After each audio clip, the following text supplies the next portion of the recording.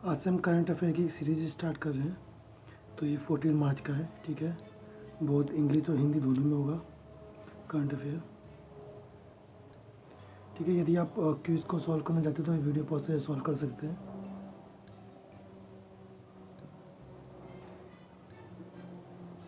देखिए द हिंदू में आया था ये, ठीक है ना। द हिंदू में करंट अफेयर कर रहे हैं। तो अगर आपने द हिंदू का आर्टिकल्स और जो इंपॉर्टेंट न्यूज़ फॉलो किए होंगे तो आप इसको आराम से कर सकते हैं, ठीक है। क्वेश्चन 1 है, 3 है, ठीक है।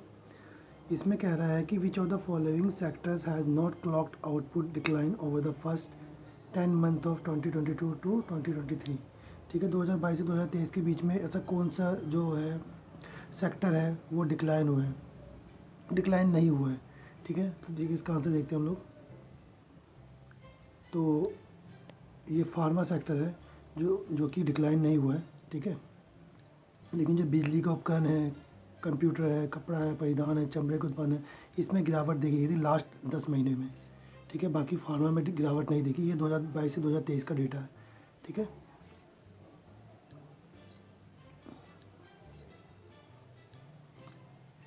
क्वेश्चन सेकंड है, what is the focus of India digital strategy and data government, ठीक है। जो इंडिया का डिजिटल स्ट्रेटजी और डेटा गवर्नमेंट है उसका फोकस क्या है, उसका फोकस क्या है, ठीक है ना।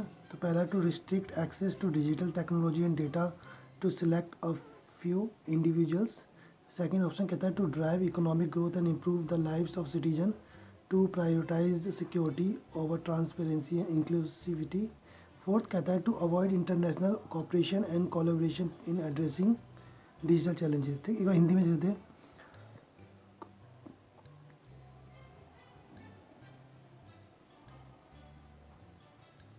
कुछ चुनिंदा व्यक्तियों के लिए डिजिटल तकनीकों और डेटा तक पहुंच को प्रतिबंधित करना। सेकंड ऑप्शन कहता है इसका आर्थिक विकास को चलाने और नागरिक के जीवन में सुधार करने के लिए।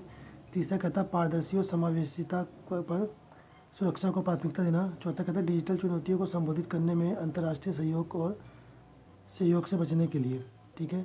तो क्या फोकस है इंडियन डिजिटल स्ट्रेटजी का, तो आंसर देखते हैं इसका हम। तो इसका है to drive the economic growth and improve the lives of citizen, ठीक है। तो जो नागरिक के जीवन में सुधार करने के लिए इसका फोकस है, ठीक है। भारत ने आर्थिक विकास को गति देने और अपने नागरिकों के जीवन को बेहतर बनाने के लिए प्रौद्योगिकी और डिजिटलीकरण को अपनाया है। ये समावेशी, पारदर्शी, सुरक्षित और सतत विकास के लिए अनुकूल होने के लिए भारत की डिजिटल रणनीति और डेटा शासन की आवश्यकता पर भी जोर देता है, ठीक है। तो ये इसका सॉल्यूशन है, आप पढ़ लीजिएगा। चलिए क्वेश्चन थर्ड कहता है यूपीआई के बारे में भी आया था कि व्हाट इज़ द यूपीआई और यूनिफाइड पेमेंट इंटरफेस, क्या होता है यूनिफाई, आपने देखा पढ़ा होगा, ठीक है। तो बताइए। A platform for digital transaction in India. Second कहता है an international agreement on data governance. तीसरा कहता है a tool restrict access to digital technology. D कहता है a system for promoting digital execution, ठीक है। हिंदी वाले ऑप्शन पढ़ ले, ठीक है। चलिए इसका आंसर देखते हैं। तो इसका आंसर है a platform for digital transaction in India, ठीक है। अगला देखते हैं क्वेश्चन। ये बहुत अच्छा टॉपिक था। What is DEPA, DEPA। DEPA क्या होता है, ठीक है। ये भी द हिंदू ने कहा कि आप पढ़ना जाके देखिए अगर आपने पढ़ा हुआ तो। A consent management tools. B an agriculture technology. C health care platform. D a financial inclusion initiative. क्या है डीपा का मतलब क्या है ये, ठीक है। तो आंसर देखते हैं हम लोग। तो इसका है अ कंसेंट मैनेजमेंट टूल्स है, ठीक है। ये वो टूल्स मैनेजमेंट टूल्स है जिसमें कि जैसे कि launch in India to improve data protection and privacy for citizen by giving greater control over the use of sharing of their personal information, ठीक है। इस टूल की मदद से क्या होगा कि अगर कोई आप चाहते हो कि अब कोई कोई ऑनलाइन प्लेटफॉर्म आपका डेटा इस्तेमाल करे तो वो कर सकती है, लेकिन उसमें आपका कंसेंट लगेगा, ठीक है ना। आपका परमिशन लगेगा तभी होगा। तो डीपा डीपा एक तरह से कंसेंट मैनेजमेंट टूल है। अगला क्वेश्चन भी डीपा से ही है। What are the potential benefit of DEPA, क्या बेनिफिट इसका। Enhancing data privacy and protection. B building trust in digital technology and data governance. C allowing individual to easily manage and control their data consent. D all of the above. तो अब अभी दीपा का आपने पता चल गया कोई कंसेंट मैनेजमेंट टूल्स है। तो इससे क्या चौथा क्वेश्चन कहता है इसका बेनिफिट क्या है, तो आई थिंक इसका benefit all of the above होगा। चलिए आंसर देखते हैं। हाँ जी, all of the above answer इसका। चलिए आगे चलते हैं। फिर डीपा से क्वेश्चन है, what are the risk associated with DEPA. क्या सिक्योरिटी एंड प्राइवेसी कंसर्न है क्या। सेकेंड है inconsistence implementation across different sector and jurisdiction. C misuse और misappropriation of personal information. D all of the above. ठीक है, तो इसका answer देखते हैं हम लोग। मैं हिंदी नहीं पढ़ा, आप हिंदी वाले बच्चे खुद देख के कर ले, ठीक है, ऐसे समझ लें। तो इसका आंसर भी ऑल ऑफ द अबव है, ठीक है। चलिए आगे चलते हैं।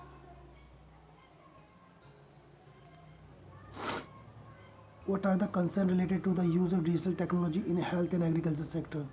ठीक है, पहला क्या है, क्या कह रहा है, what are the concern related to the use of digital technology in the health and organization sector, organizational agriculture sector. स्वास्थ्य और कृषि क्षेत्रों में डिजिटल तकनीकों के उपयोग से संबंधित चिंताएं क्या हैं। Security and privacy concern. B infrastructure connectivity and availability workforce. C potential misuse of data and information. D all of the above. तो इसका आंसर देखते हैं हम लोग। D all of the above answer इसका भी, ठीक है। ये देख लीजिए, स्वास्थ्य और कृषि क्षेत्र में डिजिटल तकनीकों का उपयोग सुरक्षा, गोपनीयता, बुनियादी ढांचे, कनेक्टिविटी और कुशल कार्यक्रमों को उपलब्ध और डेटा को सूचना से संबंधित दुरुपयोग से संबंधित चिंता पैदा करता है। क्वेश्चन 10 कहता है, how can the concern related to digital technology in health and agriculture sector to be addressed. ठीक है, स्वास्थ्य और कृषि क्षेत्र में डिजिटल तकनीकों से संबंधित चिंताओं को कैसे दूर किया जा सकता है। तो इन कैसे दूर किया जा सकता है। Strong and robust data protection regulation. B development of ethical and responsible data governance practice. C effective and accountable oversight. और D all of the above। तो 10वें का आंसर देखते हैं हम लोग। 10वें का आंसर भी ऑल ऑफ दी अबव है, ठीक है। चलिए आगे चलते हैं। अच्छा, अभी ऑस्कर हुआ है, ठीक है, तो उसके उसके बारे में भी बहुत अच्छा द हिंदू ने कवर किया था, ठीक है। तो हम ऑस्कर में देख लेते हैं। Which Indian film won the Oscar for the best documentary short at the 95th academy award. ठीक है, किसने किसने जीता है। तो all the beat, RRR, the elephant whisperers और विस्फेरर और slumdog millionaires. Slumdog millionaires. तो क्या आंसर होगा इसका। बी होगा, RR, क्योंकि अब न्यूज़ में चली रहे। सॉरी, इसने जीता भाई, एलिफेंट विस्फर्स ने, ठीक है। चलिए आगे चलते हैं।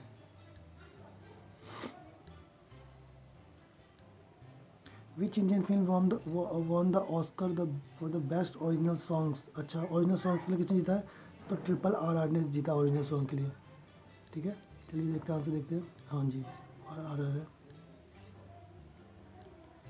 क्वेश्चन 14 कहता है, ये भी ऑस्कर से ही है। What is the significance of RRR win at the Oscar? It is the first Indian production to win the Best Documentary Features Award. B. It is the first Indian film to win an Oscar in 20 years. It is the first Indian film to win the Best Original Song Award. It is the first Indian feature production to win the Oscar. अच्छा, ये song के लिए मिला ना RR को, तो ये यही होगा आंसर का, C होगा। देखते हैं क्या आंसर है। It is the first Indian feature production to win the Oscar। अच्छा, ये D है इसका आंसर।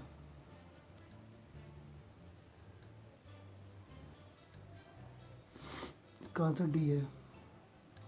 चलिए क्वेश्चन 15 कहता है, which film won the most award at 95th academic award. किसने सबसे ज़्यादा अवार्ड जीते हैं। तो वही सेम ऑप्शन है, the all that breathes, all that breathes, the elephant whispers, RRR, everything everywhere all at once. तो everything everywhere all at once won 7 award जीते इसने।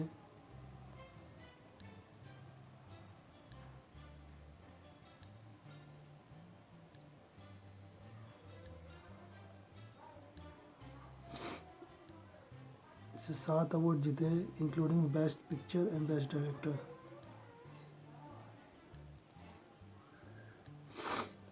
अच्छा, अभी सऊदी अरेबिया और ईरान के बीच में कुछ चल रहा है ना. What is the significance of the recent reconciliation between Saudi Arabia and Iran.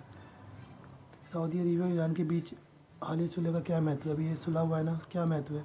It could lead to improve the regional security and stability. B it could lead to increase the tension and conflict in the region. It has no significant impact on the regional politics. It's could lead to greater Chinese influence in the region. ठीक है, क्या हो सकता, क्या significance होता है in fourth में से. देखते हैं, आंसर देखते हैं. A, it could lead to improve the regional security and stability. ठीक है, तो क्यों, अगर सऊदी अरेबिया और ईरान के बीच चीन की मध्यस्थता से राजनीतिक संबंधों की बहाली का क्षेत्रीय सुरक्षा, स्थिरता और भू राजनीतिक दूरगामी प्रभाव पड़ सकता है. ठीक है, जियो पॉलिटिक्स इंप्रूवमेंट आ सकते हैं वहाँ पे.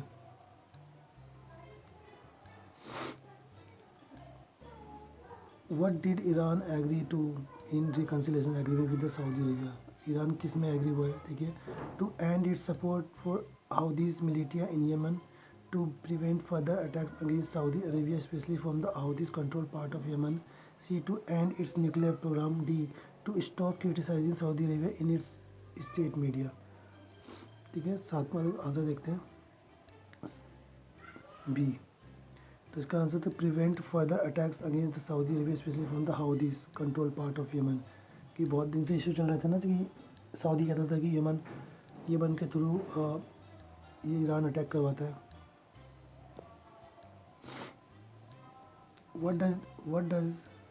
What does China stand to gain from brokering a peace deal between Saudi Arabia and Iran. ठीक है, सऊदी अरेबिया और ईरान के बीच शांति समझौते में मदद करके चीन को क्या हासिल होगा. क्या हासिल होगा. Economic benefit from stability in energy market, regional power and influence in west, strategic advantage over the United State, all of the above. क्या इन चारों से क्या हासिल होगा चाइना को. देखते हैं. All of the above, China का फ़ायदा ही फ़ायदा है. ठीक है, सब चीज़ मिलेगा उसे. चलो अगला क्वेश्चन देखते हैं.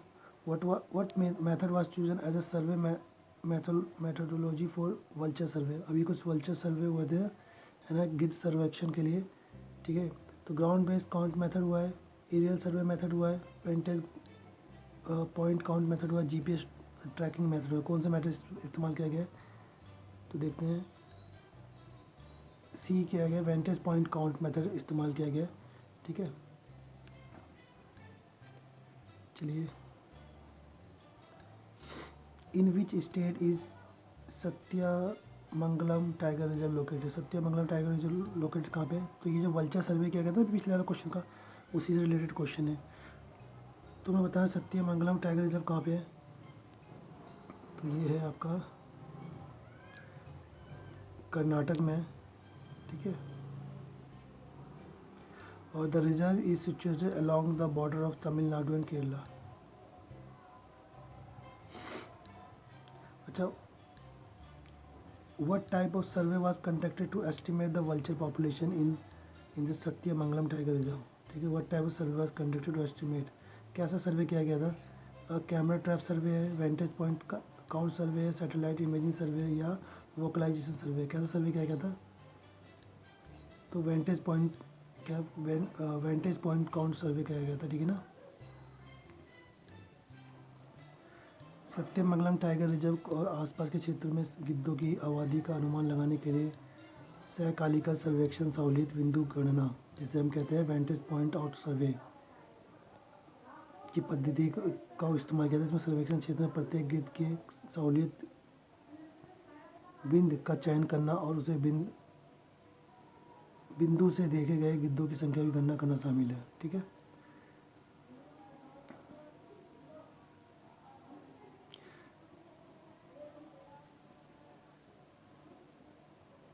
चलिए आज का ख़त्म करते हैं.